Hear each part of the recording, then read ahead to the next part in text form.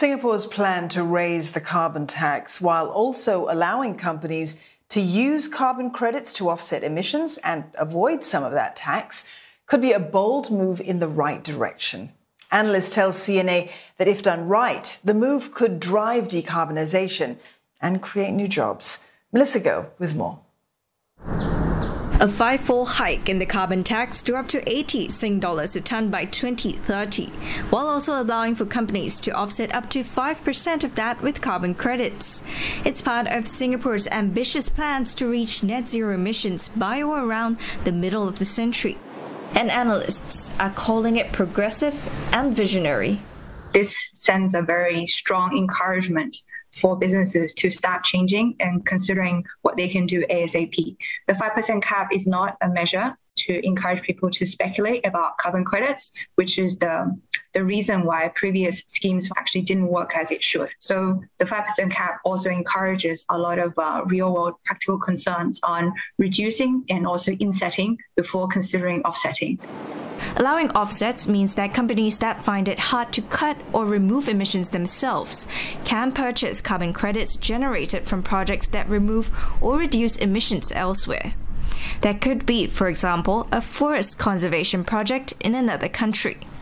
Climate Impact X, a carbon marketplace based in Singapore, says whether firms choose to buy credits will depend on the cost of those credits versus the tax, which will begin at $25 in 2024. If it happens to be higher than $25 for what is high-quality carbon credits, then they would be more likely to pay the tax. But one has to remember as well, though, that by buying carbon credits, they not only use them in lieu of their tax, but they also actually make real impact. He adds that offsets will cut emissions overall if implemented right. Analysts agree that the move sends a strong signal that Singapore is serious about sustainability. Singapore has committed to high-quality credits. What it means is that the credits will have to meet the country's environmental integrity criteria, which will be at minimum aligned to established international standards like the International Civil Aviation Organization, or ICAO. That's according to Singapore's Trade and Industry Ministry. Doing all that will also call for a wide range of skill sets, creating new jobs in the process.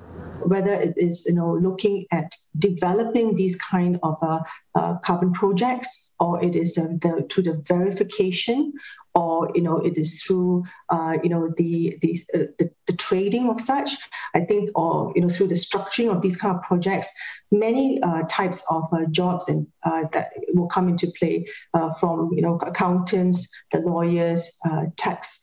All the way down to engineers, the bankers, the financiers, all they can play a part.